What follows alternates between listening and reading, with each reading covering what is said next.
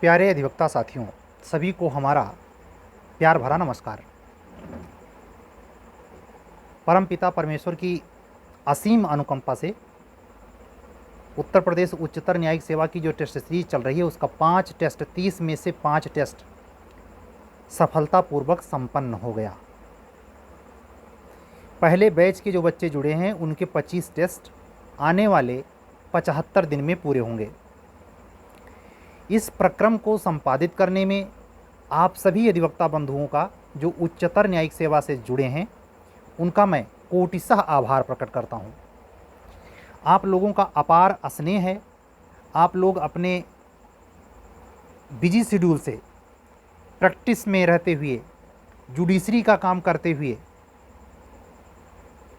Forum में आप as a judicial magistrate काम करते हुए अपने वक्त को निकाल कर इस सीरीज के उद्देश्यों के प्रति अपने आप का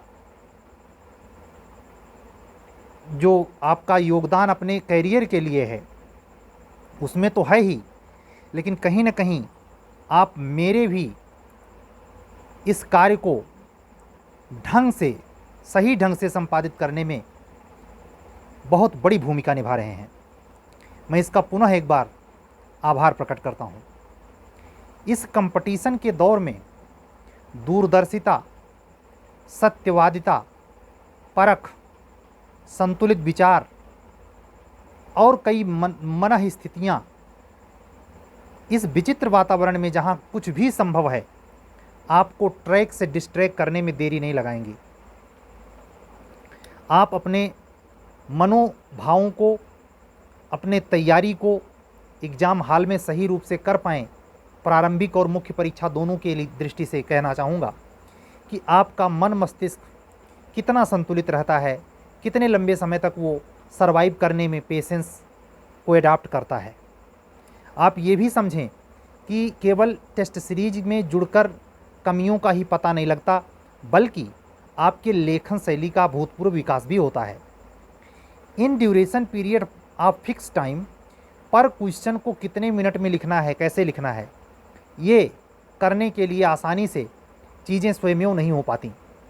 एक्सरसाइज करने का एक बेहतरीन मौका ये भी होता है कि जब कोई सामने एग्ज़ाम ना हो, उसकी हड़बड़ी ना हो, उसकी जल्दी ना हो, तो आप इसका संपूर्ण लाभ प्राप्त कर सकते हैं।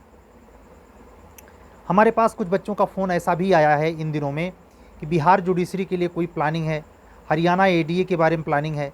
मैं स्पष्ट तौर पे कहना चाहूँगा, बिहार जुडिशरी के संदर्भ में जब तक आंसर की नहीं आ जाती है तब तक आप लोग जो 170 के ऊपर चल रहे हैं वो अपना मेंस फिक्स मानकर पढ़ाई करें। आंसर की आने पर अगर उनके नंबर में 5 नंबर से ज़्यादा का लैकुना आ जाता है, डेफिसिएट दिखता है, कमी हो जाती है, तो फिर वो भी बॉर्डर लाइन पे आ जाएंगे।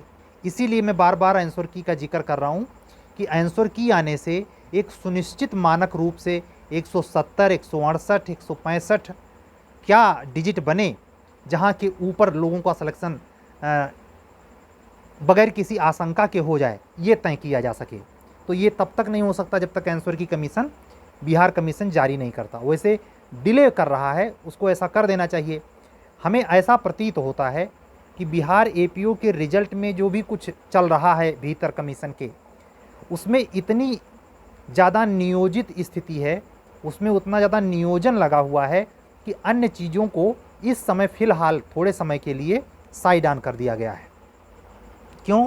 क्योंकि बड़ी वैकेंसी है, उसको अगर समय से रिजल्ट नहीं आउट करेंगे तो उसका इंटरव्यू भी करवाने में लगभग महीनों से ऊपर समय लग सकता है।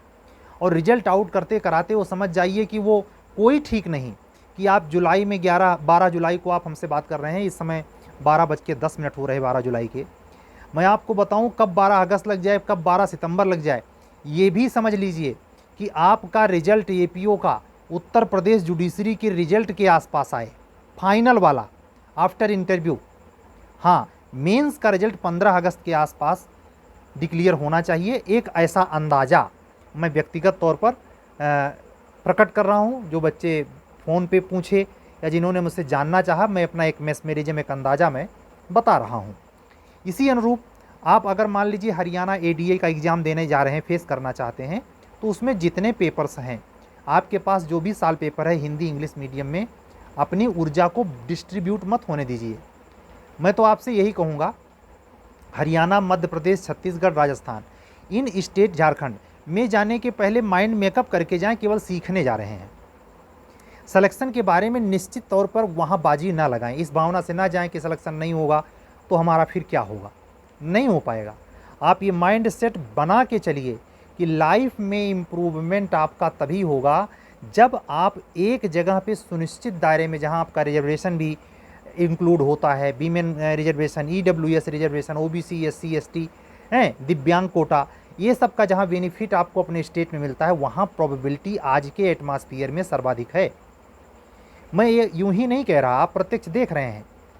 आप उच्चतर शिक्षा सेवा चयन आयोग, UGC नेट की जो परीक्षाएं देने के बाद, क्वालिफाई करने के बाद, JRF होने के बाद असिस्टेंट प्रोफेसर की जो जॉब आती है उच्चतर शिक्षा सेवा चयन आयोग से, GIC की भर्ती शिक्षा सहायक अध्यापकों की कमीशन से आती है। तो आप सारे जगह देख लीजिए, ये बहुतायत मात्रा में थोक के भाव, जहाँ कम से कम 100 रोजगार से ज़्यादा रोजगार हो। शिक्षा विभाग में जब भी नौकरी आती है वो हज़ारों के नियर अबाउट पहुँच जाती है।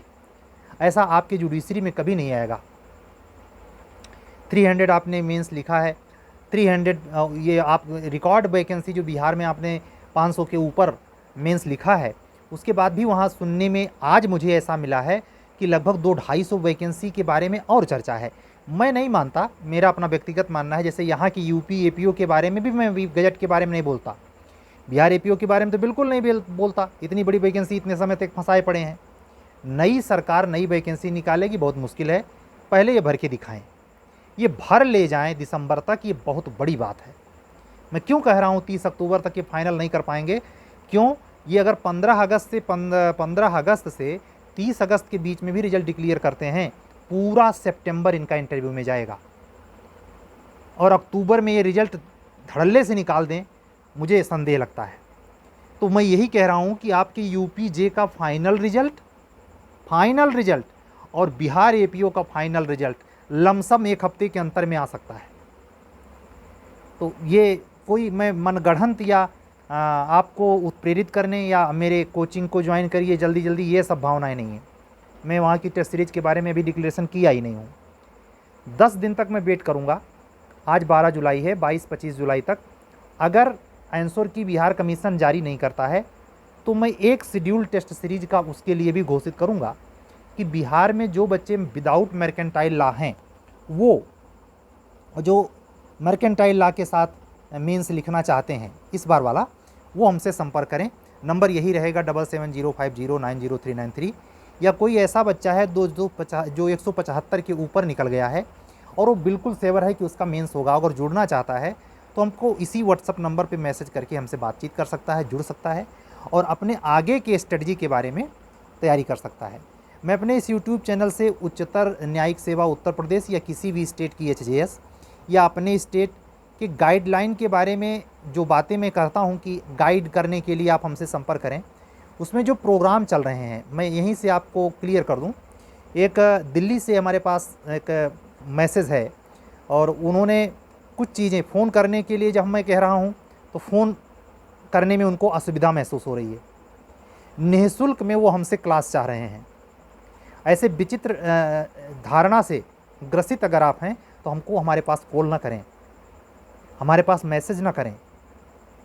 आपको ये समझ आना चाहिए कि इतना बड़ा कार्य जो जुडिशरी के तीनों लेवल, APO और अब उच्चतर न्यायिक सेवा में, मुझे 1 मिनट, ये जो 20 मिनट 10 मिनट 5 मिनट मैं आपके लिए टाइम निकालता हूँ, इसके सिवाय मैं टाइम टू टाइम हर वक्त कोई ना कोई काम में लगा रहता हूँ। या हो सकता है आधा घंटा 1 घंटा 2 घंटा में आदमी थक जाता है तो थोड़ा मोबाइल चला दिया या कुछ चीज़ें उस थोड़ा माइंड को रिफ्लेक्स करने के लिए, रिलैक्स मोड में ले जाने के लिए।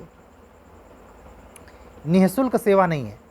निःशुल्क सेवा का कहने का मतलब ये है कि गाइडेंस के तौर पर हम समय देते हैं और समय की सबसे बेशकीमती है। इस समय जो HJS की कापियाँ आई हैं, सुबह उठ के मुझे क्वेरी करना है, उसके बाद जूनियर HJS के अकॉर्डिंग लोकल लॉ के प्रश्न पत्र तैयार हो रहे हैं, उसको कवर करना है। फिर शाम के टाइम यही इसी प्रकार का शेड्यूल रहता है। एक क्रम से क्रम काम लगे हुए हैं। वर्क में बिजी होने की वजह से इतना समय नहीं होता। हाँ, 2-4 मिनट छोटी मोटी बात है, कोई प्रॉब्लम है, अगर आप मेरे प्रोग्राम से जुड़ना चाहते हैं तो बगैर बात के तो संभव नहीं है। उससे संबंधित बात के लिए व्हाट्सएप नंबर मैंने अलाउ किया है। आप अगर अधिवक्ता रहते हुए उच्चतर न्यायिक सेवा के स्टूडेंट हैं और आपको समय की कीमत नहीं पता है, तो आप किसी और से ज़्यादा खुद के प्रति मजाक कर रहे हैं, क्योंकि इस एचजेएस के एग्ज़ाम में सुपर मैच्योर एज 35 मिनिमम है। इससे ज़्यादा बौद्धिक लोग किसी एग्ज़ाम में नहीं बैठते। असिस्टेंट प्रोफेसर भी उच्चतर शिक्षा सेवा चयन आयोग के द्वारा या डायरेक्ट जो भर्ती होती है उसके द्वारा होता है, लेकिन उसमें भी इतनी एज का न्यूनतम रिकमेंडेशन नहीं है कि 35 साल के नीचे वाला असिस्टेंट प्रोफेसर नहीं हो सकता। तो ये सबसे बौद्धिक और मैच्योर एज की परीक्षा है। इसलिए आप अपने आचरण में, व्यवहार में इस बात का भी ख्याल रखें कि हम सर से क्या पूछ रहे हैं, क्या पूछना चाहिए, इस पर थोड़ा मनन मंथन करके ही मैसेज करें। अभी तक जब से मैंने एचजीएस के बारे में चीज़ें इन यूट्यूब मैंने आउट की हैं, प्रोग्राम बताए हैं, केवल एक कैंडिडेट के मैसेज से मुझे अजीब टाइप का एहसास हुआ कि बात करने में असुविधा है। मेल हैं, फीमेल में थोड़ी बहुत संकोच हो तो समझ में आता है।